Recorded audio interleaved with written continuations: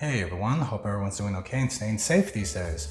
Got another motherboard review here from MSI. This is the B550 Gaming Edge Wi-Fi motherboard. I've actually done a couple of reviews on MSI Gaming Edge class motherboards, and I've actually owned a few of them. Some family members actually own a couple of X570 Gaming Edge Wi-Fi motherboards, and I actually do own one in one of my test PCs as well too. And that particular motherboard actually does support first generation Ryzen CPUs, just the FYI there. You can actually see the little sticker they actually put on here. You can even see the little bend here because it was not actually like perfect. But they actually did toss this little sticker on right over the Ryzen 3000 desktop ready sticker. That's actually already built onto the cardboard itself. And they did actually put the 5000 desktop ready sticker as well too. So this is BIOS on this particular board has already been updated. So no update is needed if you're planning to use latest 4th generation Ryzen CPUs. Let's go ahead and flip this board around, take a little look back here. Definitely do see the wondrous board here. It does have some LED lighting just around the chipset heatsink right over here. And of course, another really good thing that stands out here besides the Wi-Fi is a 2.5 gigabit LAN port. These are becoming much more popular these days. Some Wi-Fi routers are even actually supporting them. So imagine actually copying from one SSD to another at a really amazing over 125 megabytes second speed. So definitely sounds appealing. Some other little options here. You do see the 8 USB ports. One of them is the Type-C. There's your Wi-Fi connection. And of course, it does have 2 M2 slots, one on top here. That's basically your generation 4. This is a B550 chipset, so your top will be generation 4. And the bottom one or any other slots will actually be 3rd generation, just something to bear in mind. Same thing applies to the PCI Express slot X16 for your video cards. Obviously, this does have the I/O port shield in the back of the computer, kind of built onto the board, which is becoming more commonplace and actually looks much more appealing, especially if you forget to install that thing before putting the motherboard in, and that definitely has happened. Shame to at least us, to all of us at least once. So let's go ahead and pop this open and check this wonderful beauty out.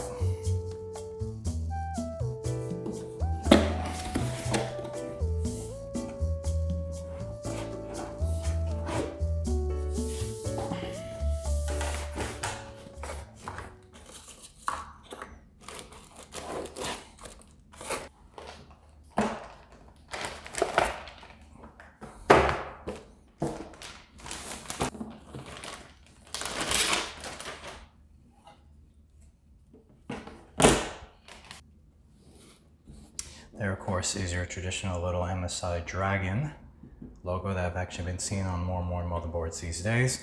Here's a really wonderful overview of the entire board. There, of course, is your Ryzen socket AM4, your 4 DIMM slots as well for your memory. And of course, there are your 2 slots here for your M2 drives, one over here and one down here. I have to double check to see if in the box you actually do have the I/O, basically the heat shield for the other M2 slot. But again, if you're going to be using one drive, definitely recommend it to put it up here. This is your generation 4, as it actually just labels it right there for you. Of course, there's your PCI Express slot here for your video card, X16 slot. You can actually see here, this is a different color. This is actually a slower speed, generation 3, so it's something else to bear in mind if you plan to be using multiple video cards on this particular board. While you definitely can do that, this motherboard is probably not 100% geared for it. You'll probably be better off using the X570 chipset board. There is definitely the higher tier class of this particular board, the Gaming Edge Wi-Fi from X570 for MSI. You actually do have your chipset heatsink here, which is basically where some LED lighting is going to be coming out of. So I believe there also might be some coming out here as well too. We'll go ahead and plug this in and take a look. Looking at that particular area, you also have your 6 SATA slots. Obviously, since these M2 drives are becoming much more popular, SATA ports are actually beginning to be removed. This one actually still has a traditional 6. So that's definitely something really noteworthy to take there. Your fan slots, as opposed to actually having fan slots all over the bottom, looks like this one actually has quite a bit all over the place. Looks like 1 or 2 down here on the bottom, probably a couple more on the side. You can definitely see them up here. Of course, there's your CPU fan, and also one for dedicated for any water cooling fans as well too. I think they actually label it pump or something like that. And I believe there actually should be another one right there. So there you go. A couple of fan slots there, about 5 or 6 of them, almost in total. You can definitely be using to keep this BC machine that you plan to build here nice and cool. Many recent motherboards also do have the USB front panel for USB 3 connections right over here. But this one also, while they usually do put one here and one here, this one actually does have the USB 3 Type-C connector, which is actually becoming more popular on modern computer cases. Actually, some X570 chipset boards actually don't even have these, which they probably would have, but they came out pretty early on to support Generation 4 CPUs. And of course, this wonderful built-in I/O backplate right onto the board itself, which actually looks really appealing, and also really just prevents you from accidentally forgetting to install your I/O port in the back and then installing the motherboard on top. That can be a real painstaking process to remove it again. Here are our USB ports in the back. Looks like about 6 of them over here, including a USB-C. There's your 2.5 LAN connection, your Wi-Fi connection right over here for your antennas, audio connections, and of course an old classic PS2 connection, which of course if anyone wants to install Windows 7 on this, be sure to check that video out. You definitely have the opportunity to learn how to go ahead and do that. A little further up here, you do have your power connection for your CPU. There's actually only one 8-pin, so usually some higher tier motherboards have a double of them, and that's actually really used more for overclocking, so one connection is actually more than enough for light overclocking or just regular use of your CPU. That's pretty much it for a quick overview of this particular board. So let's go ahead and take a look, pop this bad boy into a case, get a CPU in, and take a look at the BIOS.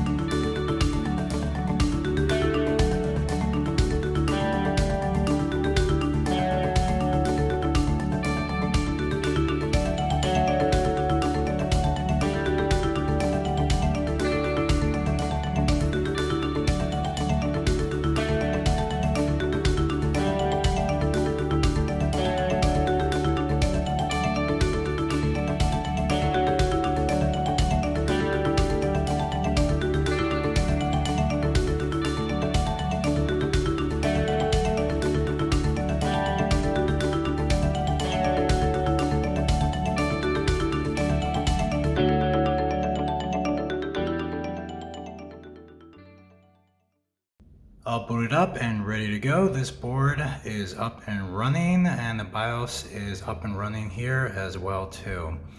Right now we're in the easy mode, which MSI actually split basically their views in 2 different modes, easy and advanced. You can just click on this little key here to go ahead and switch between the 2 of them, easy and advanced.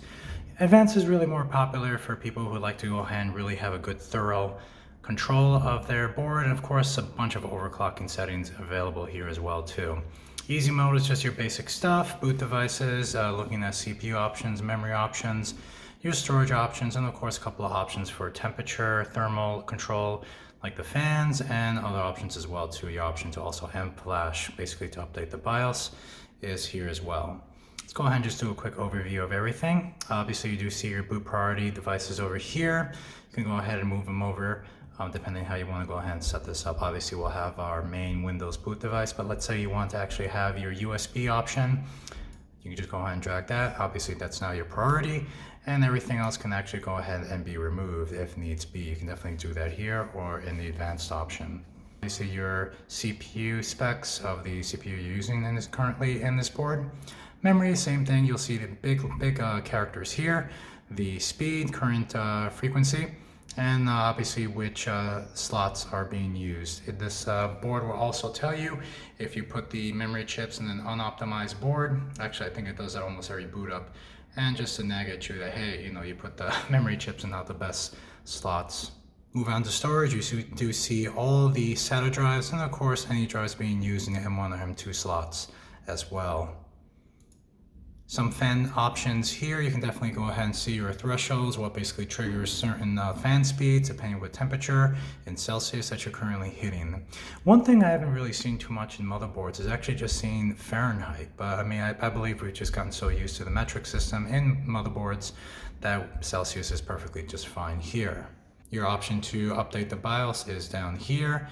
Favorites as well too, to go ahead and set up a favorite hotkey.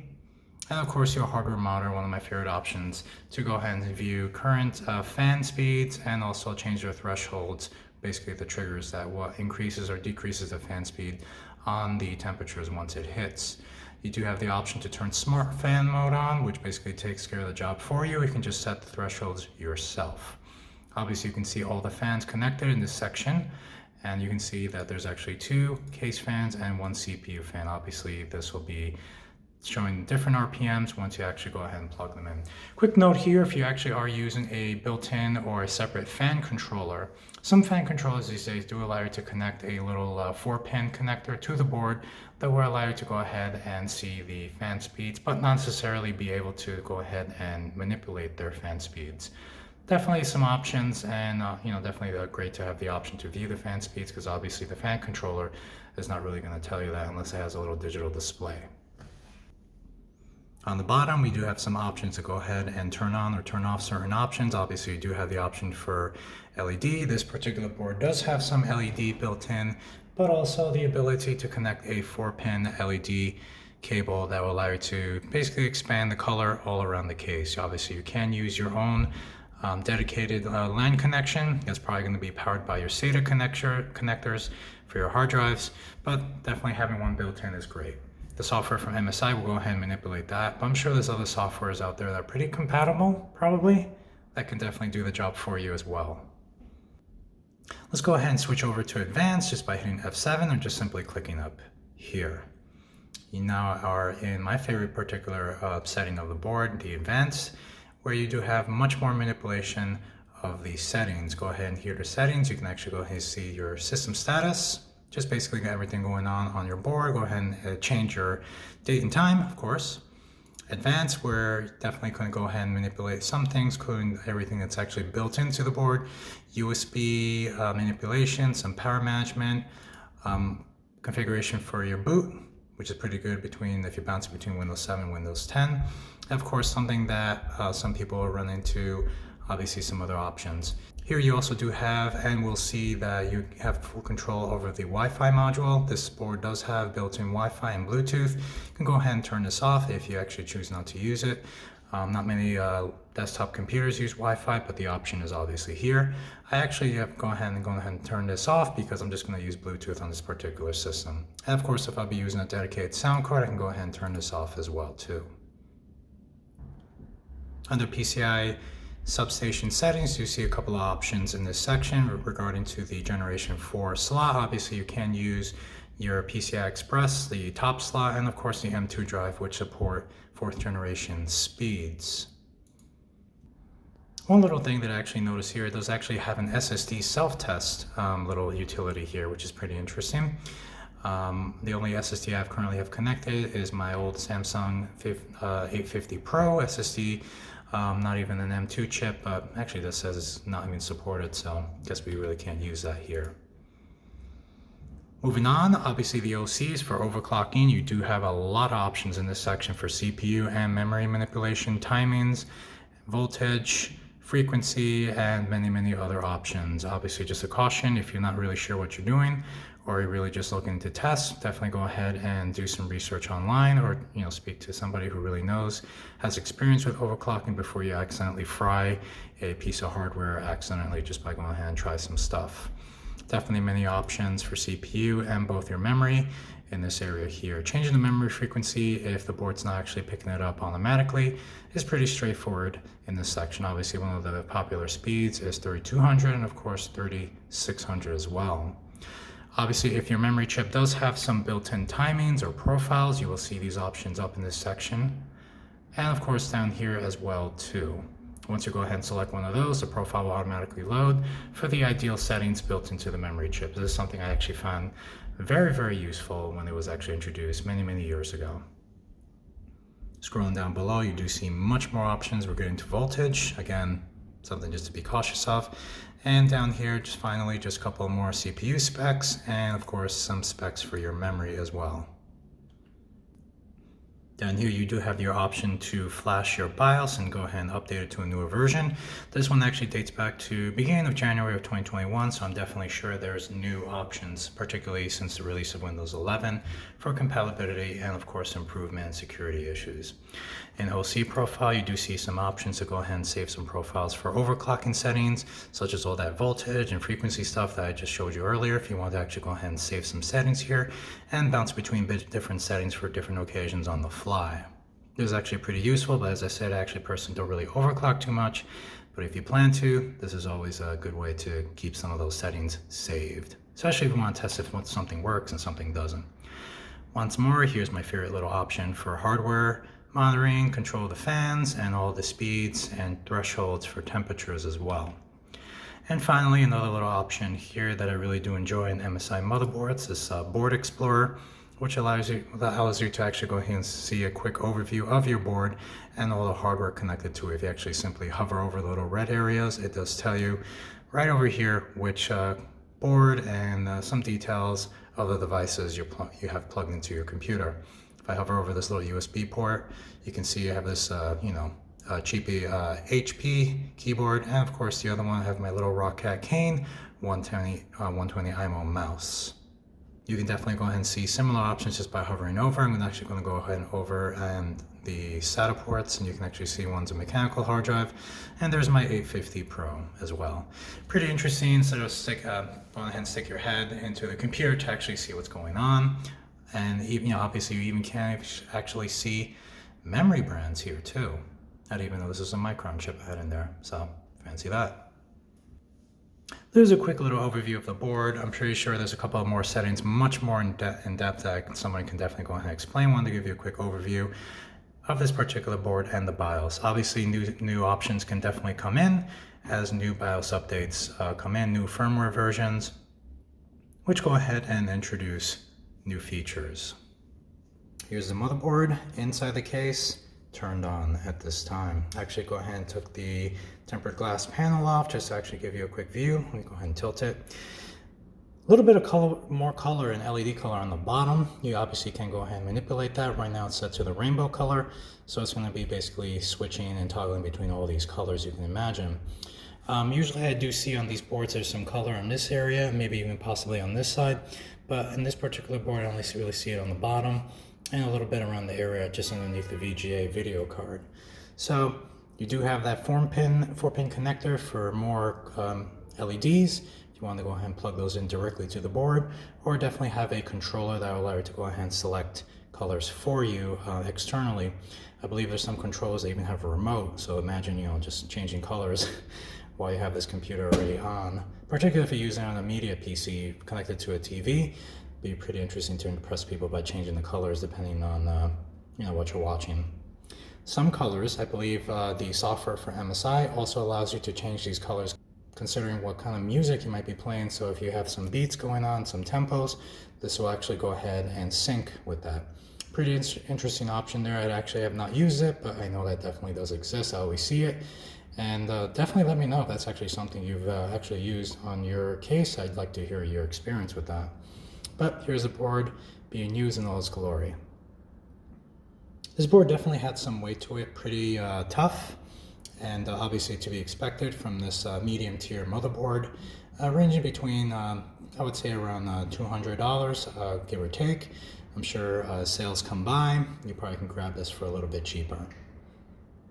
Well everyone, hope everyone enjoyed that video. Shoot a like and subscribe if you definitely enjoyed it. Of course, absolutely, let me know if you have any questions regarding this particular board or any other board very similar to it. I have actually reviewed a couple of MSI B550 boards already, so let me know your thoughts if you own this board or any other questions or inquiries you may have. As always, thanks again for watching and stay safe everyone.